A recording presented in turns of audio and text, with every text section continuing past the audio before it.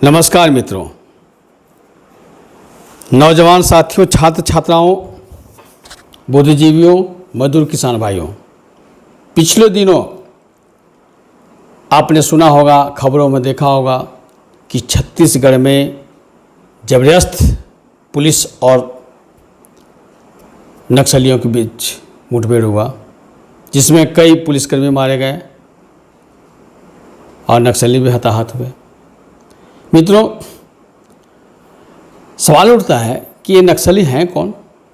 इनको नक्सली कहा जाता है, माओवादी कहा जाता है, उग्रवादी कहा जाता है। ये हैं कौन? आज जब पुलिस फोर्स के जवान ये कौन है? दोस्तों, हम सभी जानते हैं कि पुलिस फोर्स में जो गरीब माँ बाप के लड़के लड़कियां हैं वही भर्ती होते हैं। नक्सली में भी जो हथियार लेकर जंगल जंगल घूमते रहते हैं वो भी गरीब माँ बाप के बच्चे हैं।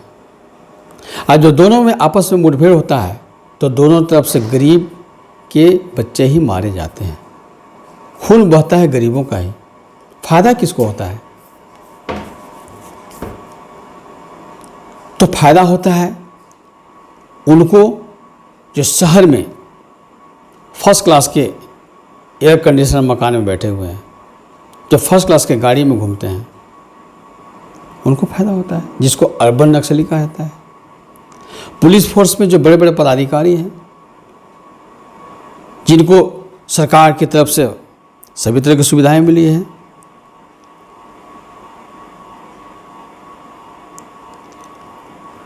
और वे तय करते हैं कि जो राजनेता हैं, जो देश की संपत्ति को चंद पूंजीपतियों के हाथ में बेच चुके हैं, उनकी सुरक्षा का जिम्मेवारी उन अफसरों को होता है। बदले में राजनेताओं को का कृपा प्रसाद उनको प्राप्त होता है।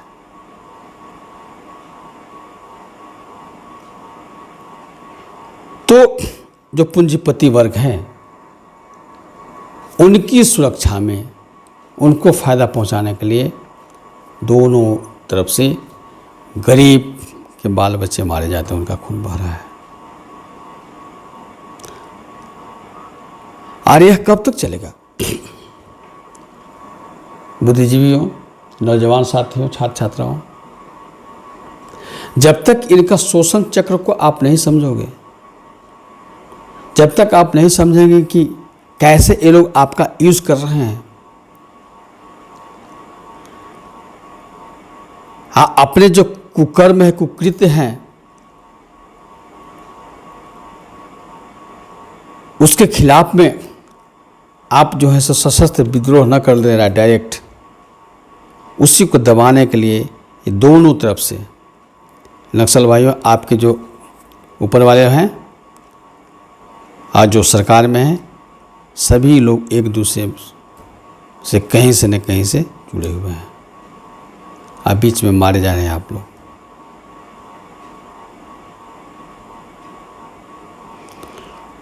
तो मेरा मतलब यह है कि इस जो शोषण चक्र है, जिसके चलते आप सब गरीब हो, सभी संसाधन रहने के बावजूद भी आपकी ज़िंदगी जो है पशु से भी गया गुजरा है, कुत्ता से भी गया गुजरा है। बढ़िया नस्ल के कुत्ता पर जैसे मालिक खूब ध्यान देता है, खूब खिलाता पिलाता है, आज जो खराब नस्ल के है उसको छोड़ देता है, रोटी के एक आध दो टुकड़ा देता है, नहीं भी देता है। सेम कंडीशन आप सबों का है। तो कुत्ते की ज़िंदगी बिताने से बढ़िया है कि जो नक्सली भाई, उग्रवादी लोग जो हथियार उठा करके पुलिस फोर्स के जान के पीछे पड़े हुए हो, आपको मुख्य धारा में आकर के ऐसे लीडर की तलाश करनी चाहिए जो कट्टर नैतिकवान है, मोरलिस्ट है, जिसको सद्गुरु कहते हैं।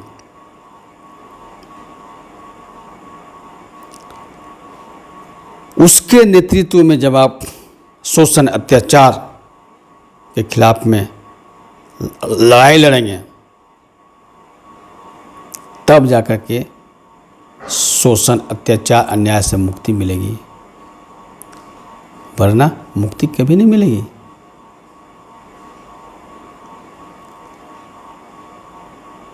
प्रवत प्रणेता श्री प्रभात रंजन सरकार कहते हैं कि जो लोग अन्याय और शोषण के विरुद्ध में, अत्याचार के विरुद्ध में हथियार उठाते हैं वो विक्षुब्ध शूद्र हैं, अर्थात उनके अंदर जो है सो अन्याय, शोषण, अत्याचार के विरुद्ध में आग धधक रही है, उसको नई दशा दिशा की आवश्यकता है। अब जब आग धधकती है ना तो उसको जहाँ लगा दो वहाँ जलाकर खाक कर देगा। उसी का गलत फायदा उठा करके पूंजीपति वर्ग दोनों तरफ से अपने ही लोगों को मरवा रहे हैं, अपने मजा ले रहे हैं।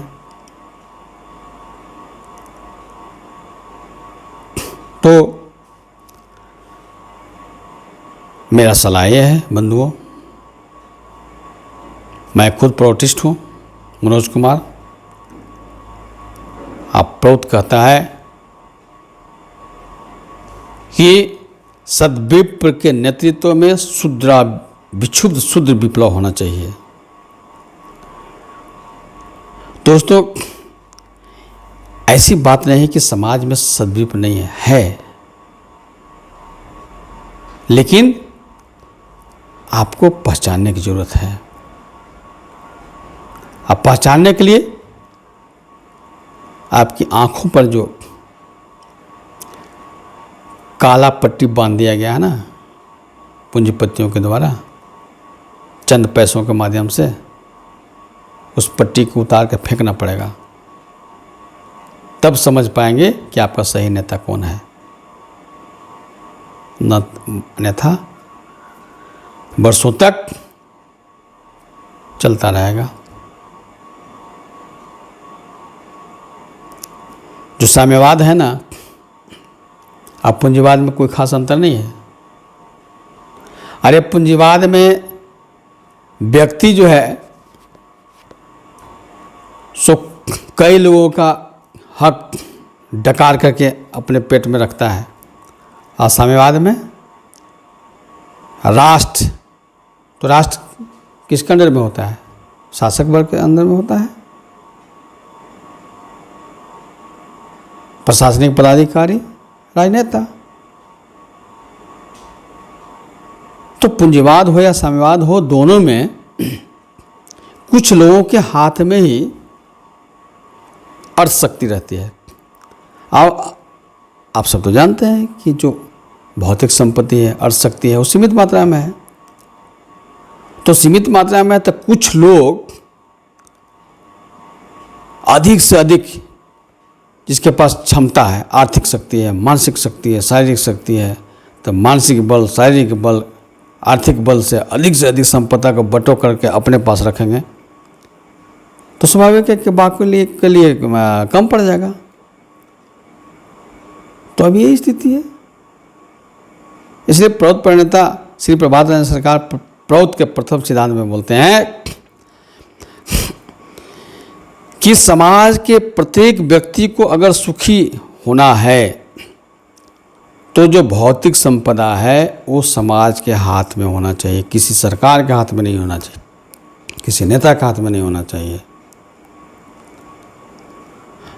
और समाज यह तय करेगा कि समाज के प्रत्येक व्यक्ति को मिनिमम रिक्वायरमेंट गारंटी के साथ मिले।